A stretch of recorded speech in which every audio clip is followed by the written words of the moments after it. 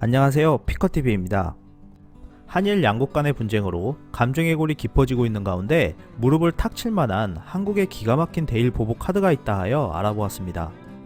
일본이 한국을 화이트 국가에서 제외시키자 우리나라도 이대로 당하고만 있을 수 없다며 강한 어조로 일본의 대결 자세를 표명하였습니다.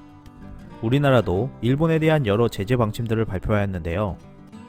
그중 가장 빠르면서 효과적인 타격을 줄 수 있는 대일보복 조치로 일본 관광 금지를 꼽고 있었습니다. 현재 한국 국민들의 자발적인 일본 여행 취소로 자연스럽게 항공편들 또한 줄어들고 있는 상황이지만 아직도 일본을 향한 항공편은 넉넉한 편인데요. 한국 관광객은 일본 중소도시 등 구석구석까지 여행하였기 때문에 한국 기업들이 운영하는 항공편 노선도 많았습니다. 하지만 일본 기업들이 운영하는 한일 노선은 많지 않았는데요. 1200편 이상의 한일 노선 중 90%를 한국 항공사가 차지하고 있는 상황에서 잇따라 노선이 축소된다면 일본 관광 산업에도 적지 않은 타격이 갈 것으로 예측하고 있습니다.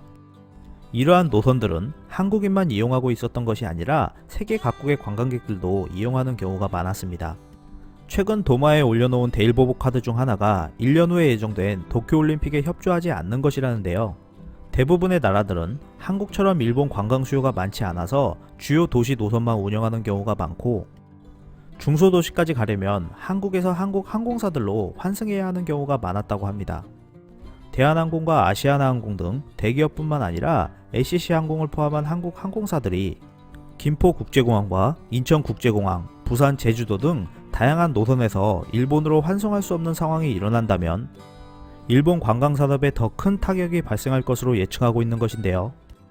즉 각국의 단체 관광객이 일본 여행이나 도쿄 올림픽 관전을 위해 한국을 경유하여 일본에 방문해야 하는데 이러한 길을 막을 수 있다는 것입니다. 이러한 조치들은 올림픽 개최 전부터 발동할 가능성이 충분히 있다는 것인데요. 일본이 한국인 관광객 감소로 중국 및 다른 나라 여행객을 받겠다고 발표한 상황에서 항공길이 막힌다면 큰 효과를 거두기는 힘들 것으로 예측하고 있습니다.